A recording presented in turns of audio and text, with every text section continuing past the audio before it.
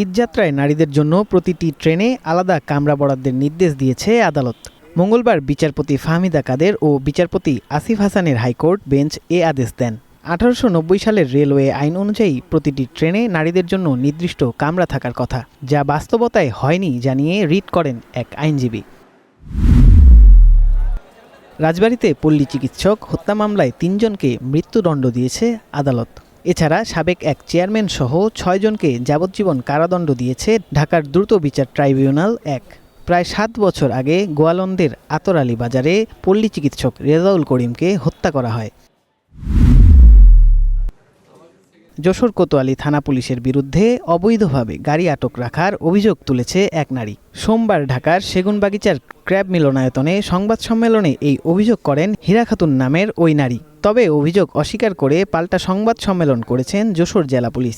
তাদের দাবি, এখন পর্যন্ত আদালতে গাড়ির কোনো বৈধ কাগজপত্র দেখাতে পারেননি ওই নারী।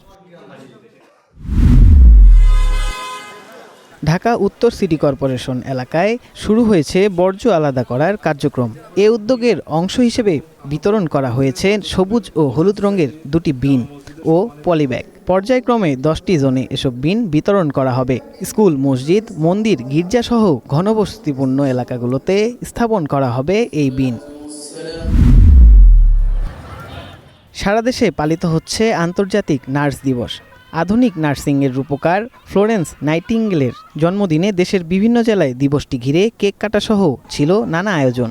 ঠাকুরগাঁও, পঞ্চগড় ও নোয়াখালীতে র্যালি ও আলোচনা সভার পাশাপাশি আয়োজন করা হয় সাংস্কৃতিক অনুষ্ঠানও।